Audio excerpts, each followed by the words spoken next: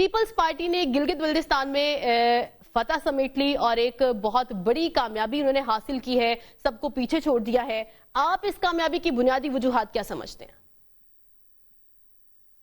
جی بہت شکریہ۔ یہ مکمل کامیابی نہیں ہے، ہمارے 19 سیٹوں پہ برتری تھی اور ابھی کے 4 حلقوں میں ابھی بھی جو نا وہ الیکشن کمیشن شہباز راجہ جو نا وہ ہتھکنڈے استعمال کر رہے ہیں اس کو ڈیلے کرنے کی۔ اور آپ نے دیکھا کہ 2-3 گھنٹے کے اندر جو ہمارے ریزلٹ آئے تھے تو 9 نشستیں تو ہماری پہلے آئی تھی 2-3 گھنٹے کے اندر، اور اس کے بعد 2 دن گزرنے کے بعد مسلم لیگ نون کی 2 نشستیں تھی تو وہ 6 پہ چلی گئی اور ہماری صرف ایک بڑی ہے 10 پہ چلی گئی۔ اور لیکن اگر اس سے پہلے اگر آپ دیکھ رہے الیکشن سے پہلے جو ہتھکنڈے استعمال کیے وفاقی حکومت یا مسلم لیگ نون کی حکومت نے کہ وہاں الیکشن رولز نام کی کوئی چیز نظر نہیں آئی، نہیں یعنی دیکھ لیں کہ وہاں کا جو چیف الیکشن کمشنر ہے انہوں نے گلگت بلتستان کو اپنی والد صاحب کا ریاست سمجھ کے اور انہوں نے باقی پاکستان سے سیاسی لیڈران سے این او سی مانگی۔ اور پھر دوسری یہ کہ آپ نے دیکھا مسلم لیگ نون کے جو وفاقی وزیر ہے امیر مقاسم جو جی بی اور کشمیر کو کہ وزارت کا وزیر ہے، وہ تو باقاعدہ وہاں میزبانی کر رہے تھے، باقی وزراء وہاں کروڑوں اربوں روپے کے ترقیاتی کاموں کا اعلان کر رہے تھے، لیکن اگر وہ شکست کھا لیڈر کو چھپا کے رکھا تھا کافی ٹائم سے، اس کے اوپر پابندی تھی کہ وہ میڈیا پہ نہیں آئیں گے، لیکن وہ جب میڈیا پہ آ گئے تو انہوں نے تو اپنی دکڑا سنا کر دیا کہ مجھے نکالا، تم لوگ خاموش کیوں تھے؟ ارے بابا آپ ووٹ مانگنے گئے تھے یا ان کو تانے دینے گئے؟ یہ تانے تو ان بیچاروں کا نہیں بنتا ہے، پنجاب کا بنتا ہے جنہیں آپ کو ووٹ نہیں دیے، لاہور کا بنتا ہے جنہیں آپ کو فارم 47 کے تحت جو نا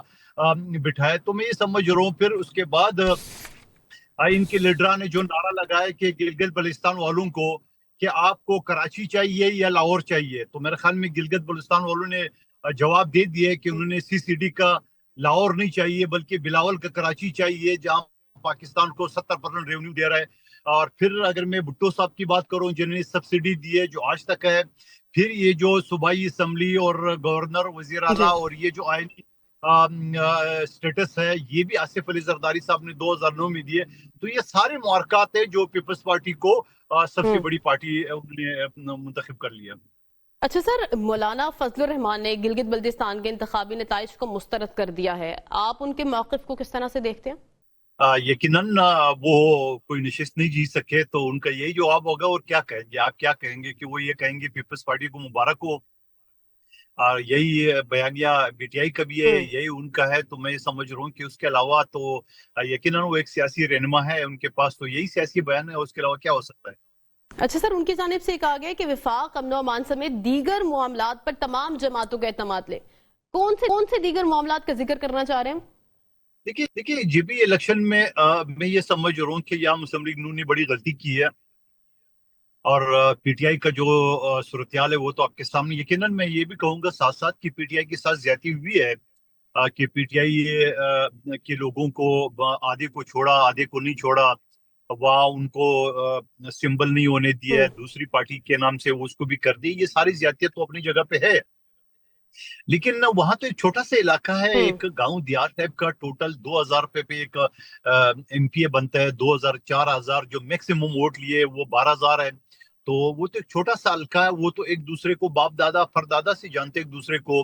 وہاں تو کسی کو یہ بتانے کی ضرورت نہیں ہے کہ یہ بلا نشان ہے، اس کے علاوہ آپ کو پتہ نہیں ہے، وہاں تو سب کو پتہ ہے کہ عمران خان کا کینڈیڈیٹ کون سا ہے، مگر اس کے باوجود جی بی کے عوام نے اس کو ریجیکٹ کر دیے۔ اگر ہے ان کے پاس فارم 45 تو آپ کے چینل پہ دکھا دے کہ ہمارے علاقے میں فارم 45 یعنی ایک حلقہ غالباً اسٹور ہے، وہاں ایک کینڈیڈیٹ نے 2600 ووٹ لیے، دوسرے نے 2400 لیے، تو آپ سمجھ لو کہ 2000 پہ کوئی بندہ ایم پی اے بنتا ہے، تو بتا دی کہ پی ٹی آئی کا جو کینڈیڈیٹ تھا اس نے کتنے لیے، اس کے پاس فارم 45 تو ہوگا۔ تو میں سمجھ رہا ہوں کہ پی ٹی آئی کو بھی بری طرح سے مسترد کر دیے، وفاقی حکومت بھی۔ اور ایک بات اور بتا دوں آپ کو کہ یہ تاریخ میں پہلی مرتبہ ہوا جو سرکاری پارٹی کو جی بی کی عوام مسترد کر رہی ہے۔